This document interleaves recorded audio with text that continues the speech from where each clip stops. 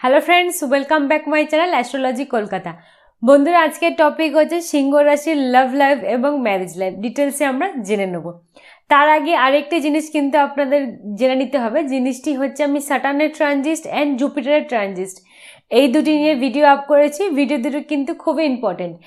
এই দুটি জেনে নিলে আপনারা বুঝতে পারবেন 2020 সালে এই পরিবর্তনগুলি আপনাদের লাইফে কি প্রভাব ফেলবে না ফেলবে বা আপনাদের কি স্টেপ নিয়ে চলতে হবে। ভিডিওগুলি আমি কার্ডের লিঙ্ক দিয়ে দিচ্ছি, যদি না দেখে থাকেন তাহলে অতি অবশ্যই গিয়ে দেখে নিন। তাহলে চলুন শুরু করি, জানি সিংহ রাশির লাভ লাইফটা কেমন হয়।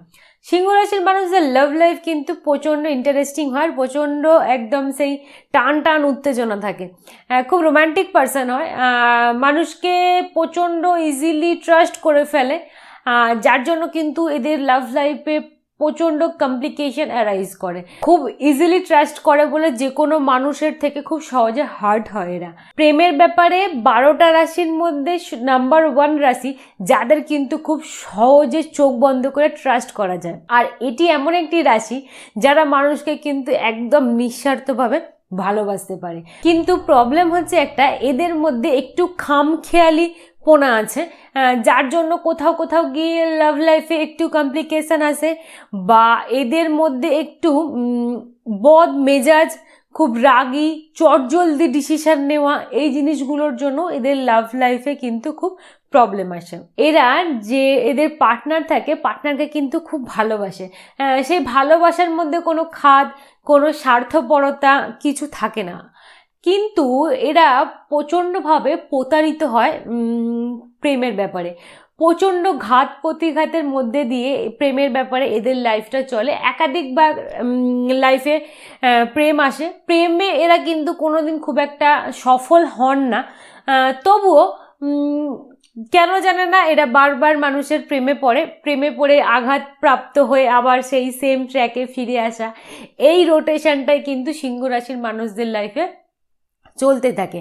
দুটো কারণ খুব ইজিলি লোককে বিলিভ করে নেওয়া, যার জন্য আঘাতপ্রাপ্ত হন। আর আরেকটা হচ্ছে কি, এরা মানুষ চিনতে লাইফের ফার্স্ট স্টেজে মানুষ চিনতে কিন্তু খুব ভুল করে। প্রেমের ব্যাপারে কিন্তু এদের ম্যাচুরিটি খুব বেশি। প্রেমের ব্যাপারে এরা খুব ভালো দায়িত্ববান একজন মানুষ হন, খুব সুন্দর দায়িত্ব, টেক কেয়ার, এই ওয়ার্ডগুলো এদের সাথে কিন্তু খুব ভালো যায়। যারা সিংহ রাশির মানুষের সাথে লাভ রিলেশনে আছেন, আমার মনে হয় তারা ফিল করে কি হ্যাঁ, আমরা কোথাও না কোথাও একটা বেটার রিলেশনশিপে আছি বা বেটার পার্টনারের সাথে আছি। কিন্তু ব্যাড লাক, সিংহ রাশির মানুষদের জন্য লাভে এরা কোনোদিন মেন্টাল স্যাটিসফ্যাকশন পায় না।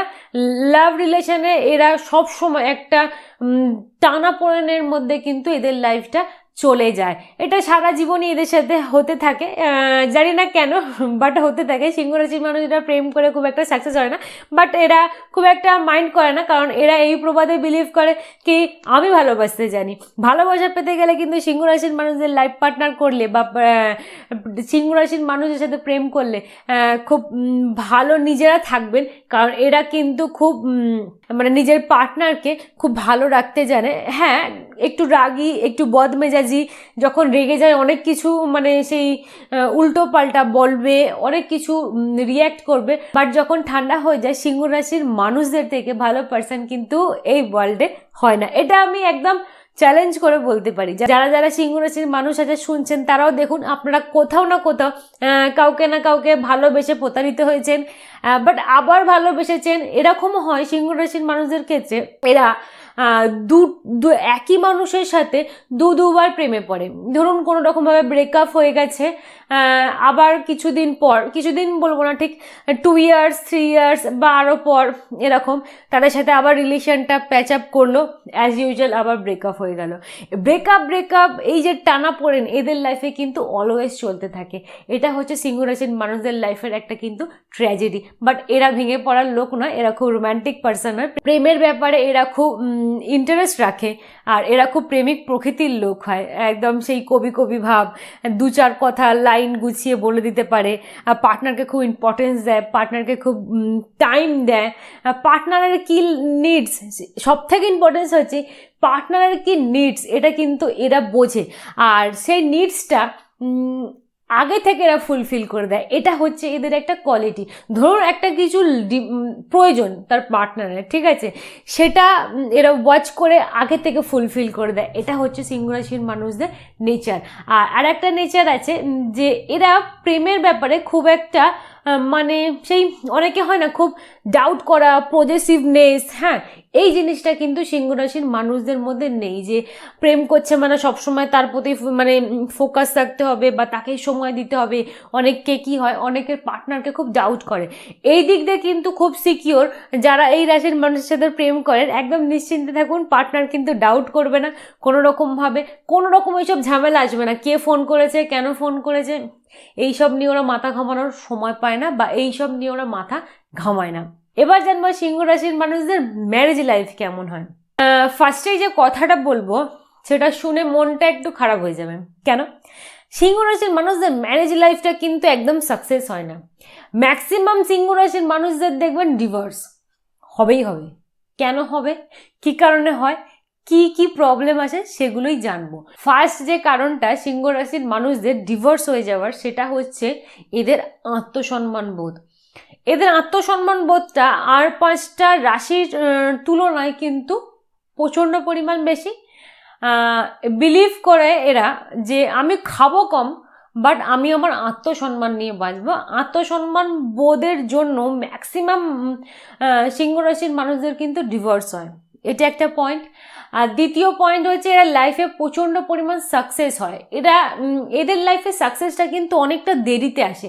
একটা সিংহ রাশির মানুষের লাইফে সাকসেস 33, 34 এরা মেজে কিন্তু আসে। এই সাকসেসটাই কিন্তু সিংহ রাশির মানুষদের ডিভোর্সের কারণ হয়। কারণ একটা মানুষ প্রচণ্ড পরিমাণ সাকসেস, তো সেই মানুষটা কোনো রকমভাবে রিলেশনে আঘাত পেলে তো সেই মানুষটা নিজেকে গুটিয়েই নেয়, কারণ সে যথেষ্ট স্টেবল নিজেকে নিয়ে চলার মতো, তার কারো সাপোর্ট প্রয়োজন হয় না। এরা মানসিকতা নিয়ে চলে বলে সিংহ রাশির মানুষদের এই একটা কারণে কিন্তু ডিভোর্স হয়। আরেকটি কারণ হচ্ছে সিংহ রাশির মানুষদের ম্যাক্সিমাম ক্ষেত্রে দেখা যায় এদের বেবি হয় না। ওকে, এদের বেবি হয় না, এদের বেবি হলো বেবির সংখ্যা খুব কম, হয়তো একটি বা দুটি, খুব রেয়ার কেসে দেখতে পাবেন একটি ম্যাক্সিমাম হয় বা কারোর হয় না। এই বেবি না হওয়ার কারণটাও কিন্তু এদের একটা ডিভোর্সের কারণ বলা যেতে পারে। আরেকটি কারণ হচ্ছে এদের সিক্স সেন্স খুব ভালো কাজ করে। সিংহ রাশির মানুষদের সিক্স সেন্স খুব ভালো কাজ করে। এই সিক্স সেন্স কাজ করার জন্য কিন্তু এদের ডিভোর্স হয়। কেমন? ধরুন আপনার অপোজিটে থাকা মানুষটা আপনার পেছনে কি ষড়যন্ত্র করছে সেটা কিন্তু আপনি আগের থেকে বুঝতে পারছেন। আর এদের নেচারটা কেমন, জিনিসটা বুঝে গিয়েও কিন্তু চুপচাপ থাকা, ততক্ষণ চুপচাপ থাকা যতক্ষণ না একটা সলিড প্রুফ এরা হাতে পাচ্ছে, আর একদম সেই প্রুফটাকে সবার সামনে একদম পুরো ওপেন করে দেখিয়ে দিচ্ছে। এই একটা জিনিসের কারণে কিন্তু সিংহ রাশির মানুষদের ডিভোর্স হয়। আরেকটি কারণে ডিভোর্স হয়, এরা প্রচণ্ড পরিমাণ রাগী। হ্যাঁ, সিংহ রাশির মানুষদের রাগের টাইপসটা হচ্ছে দু ধরনের। একটা হচ্ছে রাগলো, ঠিক আছে, আবার 10 মিনিটের মধ্যে আপনার সাথে এসে কথা বলছে, ততক্ষণ ঠিক আছে। যতক্ষণ দেখবেন আপনার ওয়াইফ বা হাজব্যান্ড যেই হয় না কেন, যতক্ষণ রাখছে আবার এসে কথা বলছে, 10 মিনিট 15 মিনিট পর ভুলে যাচ্ছে, ততক্ষণ আপনি জানবেন ইটস ওকে, সব ঠিক আছে। বাট যখন রাগটা মনের মধ্যে পুষছে, তখন জানবেন কিন্তু আপনার জন্য বিপদের ঘন্টা বেজে গেছে। যে রাগটা এরা মনের মধ্যে পুষে ফেলে, সেই রাগটা কিন্তু এরা খুব ভয়ানকভাবে রিয়্যাক্ট দেখায়, ঠিক আছে। তো এই কারণগুলোই হচ্ছে মেন কারণ সিংহ রাশির মানুষদের ডিভোর্স হয়ে যাওয়ার। আর একটা সমস্যা হচ্ছে যেটা এরা নিজের পার্টনারকে কিন্তু কারোর সাথে শেয়ার করে না, এই একটা কারণ। কেমন শেয়ার করে না, মানে হচ্ছে ধরুন আপনার যেই হন না কেন, ছেলে বা মেয়ে যেই হন না কেন, তার 5টা বান্ধবী আছে, 5টা বন্ধু আছে, সব ঠিক আছে, আধুনিকত্ব বোধ সব মেনে নেবে, কিন্তু সেটা একটা লেভেল পর্যন্ত। এরা কিন্তু প্রচণ্ড ঘরোয়া মানুষ হয়, যত লেভেলেই উঠে যাক না কেন এদের ঘরোয়া মানসিকতাটা বরাবর কাজ করে। তাই এরা নিজের বেডরুমে, স্পেশালি কথাটা পয়েন্ট করছি, নিজের বেডরুমে অন্য কোনো মানুষকে কিন্তু অ্যালাউ করে না। এটা যারা বোঝার তারা বুঝে নিয়েছে। এই কারণে কিন্তু সিংহ রাশির মানুষদের ডিভোর্স হয়ে যায়। আর একটা কারণ হচ্ছে সিংহ রাশির মানুষদের যারা পার্টনার হয় তাদের ক্ষেত্রে কয়েকটা প্রবলেম থাকে। একটা খুব দুঃখের সাথে বলতে হয়, একটা সিংহ রাশির মানুষ যে পরিমাণ তার পার্টনারকে ভালোবাসে, তার পার্টনার কিন্তু তাকে 10%ও রিটার্ন দিতে পারে না। এটা গ্যারেন্টির সাথে বলা যেতে পারে। যতগুলো সিংহ রাশির মানুষ আছে আপনারা যদি সার্ভে করে দেখে নেন এটা বুঝে যাবেন। সিংহ রাশির মানুষরা যদি একটা নিজের পার্টনারকে 100 কেন 200% দিয়ে ভালোবাসে, কিন্তু তার পার্টনার একটা 10%ও রিটার্ন দিতে পারে না, এটা হচ্ছে ডিভোর্সের কারণ। কারণ সিংহ রাশির মানুষদের একটা নেচার আছে, এরা একটা টাইমে ক্যালকুলেশন করতে বসে লাইফ নিয়ে, কি পেলাম আর কি দিলাম। যখনই এদের ক্যালকুলেশনটা এসে মেলে না এরা কিন্তু সেখান থেকে বেরিয়ে যায়। কারণ এরা হচ্ছে এরকম টাইপেরই মানুষ।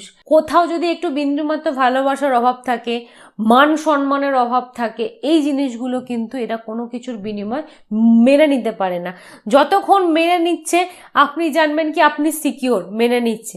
আর যেদিনকে কিন্তু প্রোটেস্ট করতে শুরু করবে, প্রোটেস্ট তো এরা করে না, কারণ এরা লাইফে বিলিভ করে শেষ দাড়িটা কিন্তু আমিই টানবো। ম্যাক্সিমাম যারা দেখবেন সিংহ রাশির মানুষ হয়, সেপারেশনের উৎসটা কিন্তু তাদের থেকেই হয়।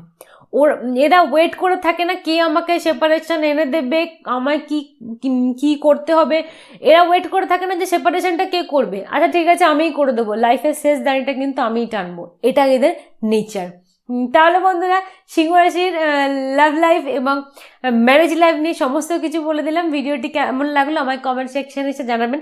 আর যদি ভিডিওটি ভালো লাগে তাহলে শেয়ার করবেন, যাতে আরও যারা সিংহ রাশির মানুষ আছে তারাও জেনে গিয়ে তাদের হেল্প হয়।